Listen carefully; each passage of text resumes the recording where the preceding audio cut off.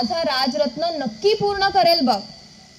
एवढा ठाम विश्वास माझ्या साहेबांचा त्या राजरत्नवरती होता. बाळांनो, तसा माझा राजरत्न सुद्धा अगदी साहेबांसारखा दिसणारा राजबिंडा. मग मला पण वाटायचं की माझ्या साहेबांची सगळी स्वप्ने हा माझा राजरत्न नक्की पूर्ण करेल. परंतु बाळांनो, कदाचित हे नियतीला मान्य नव्हतं की काय, म्हणून माझ्या त्या चिमुकल्या राजरत्नाला सुद्धा गंगाधर सारखीच एक दिवशी खूप ताप आली.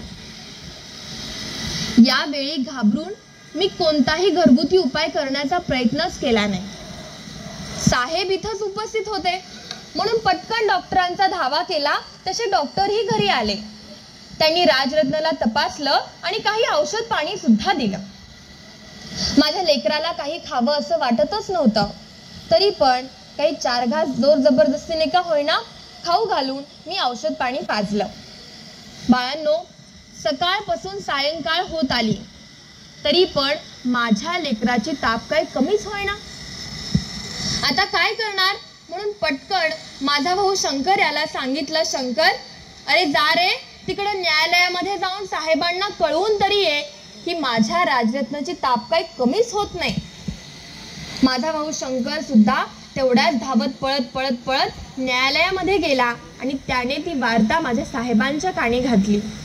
बाळांनो, माझ्या साहेबांना ही वार्ता कळताच माझे साहेब सुद्धा तेवढ्याच तातडीने घरी परत आले आणि घरी परत आल्याबरोबर माझ्या साहेबांनी राजरत्नाचं डोकं स्वतःच्या मांडीवरती घेतलं आणि एकदा त्याला उठवण्याचा प्रयत्न केला.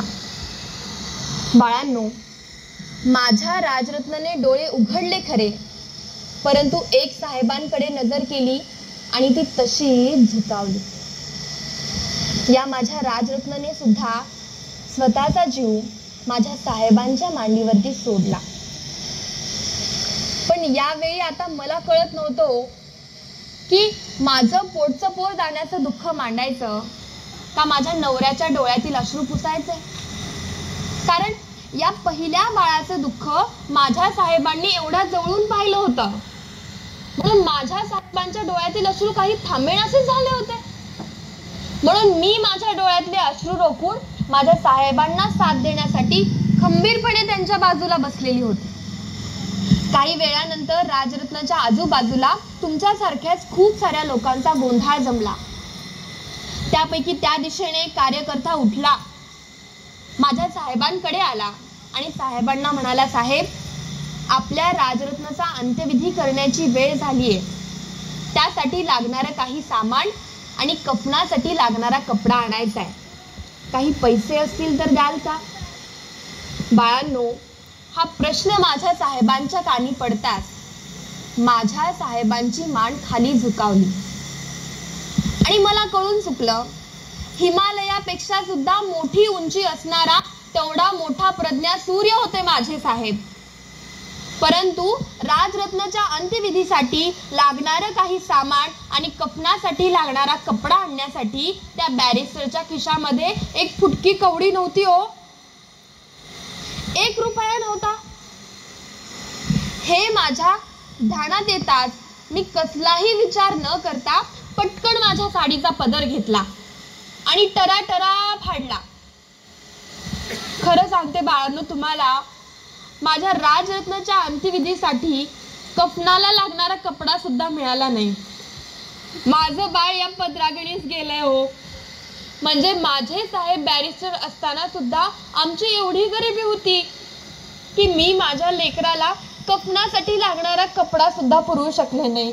माझं बाळ या माझ्या पदरागणीस मला सोडून गेलंय. पण बाळांनो,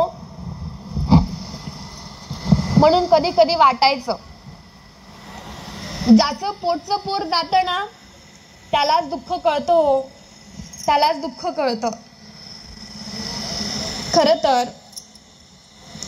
त्या क्षणी, त्या दिवशी माझा मुलगा राजरत्न आंबेडकर आपणा सर्वांना सोडून कायमचा निघून गेला असेल.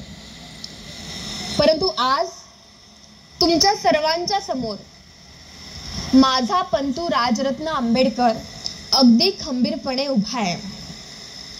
माझी सून मीरा ती आपणा सर्वांसाठी महाउपासिका आहे. तिची तब्येत एवढी खराब असते, तिला खुर्चीवरती व्यवस्थित बसता सुद्धा येत नाही, तरी सुद्धा ती माझी मीरा आज तुमच्या सर्वांच्या समोर खंबीरपणे उभी आहे. आणि ही माझी 2 लेकरं तुम्हाला काहीतरी तळमळ देणे सांगण्याचा प्रयत्न करतायत. नेमकं काय सांगतायत होते? त्यांचं म्हणणं एवढंच आहे की तुम्ही सर्वांनी कागदोपत्री बौद्ध धम्म स्वीकारावा. पण बाळांनो, आज शोकांतिका अशी आहे की ती माझी लेकरं काय आणि मी काय. आज तुम्हाला कोणीही सांगितलं असेल की कागदोपत्री बौद्ध धम्म स्वीकारा असं म्हणतात, तुम्हा प्रत्येकाच्या डोक्यावरती एक प्रश्न अगदी टवकारून उभा राहतो. तो कोणता आहे माहिती?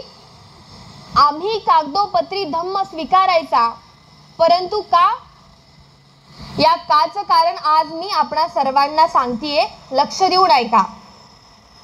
माझ्या साहेबांनी तुम्हाला 14 ऑक्टोबर 1956 रोजी बौद्ध धम्म दीक्षा दिली.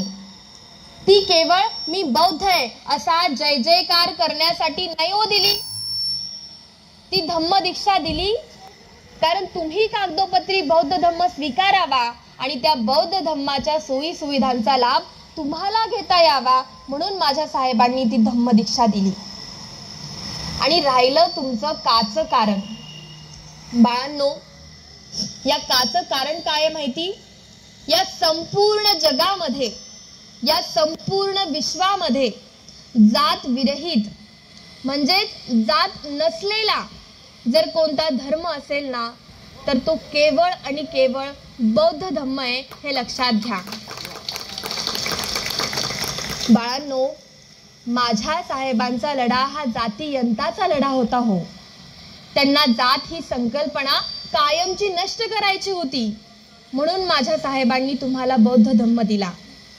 म्हणून आपल्या सर्वांना कळकळून हात जोडून विनंती करते की तुम्ही तुमच्या आणि तुमच्या लेकरांच्या टीसीवरती जातीच्या रखाण्यात काही न लिहिता धर्माच्या रखाण्यात मात्र बौद्ध लिहून कागदोपत्री बौद्ध धम्म स्वीकारा. कारण बाळांनो, तुम्ही जर हे पाऊल उचलाल ना, तर मी खात्री देते माझ्या साहेबांच्या स्वप्नातील प्रबुद्ध भारत घडतानाचं दृश्य तुम्हा आम्हाला नक्की पाहायला मिळेल.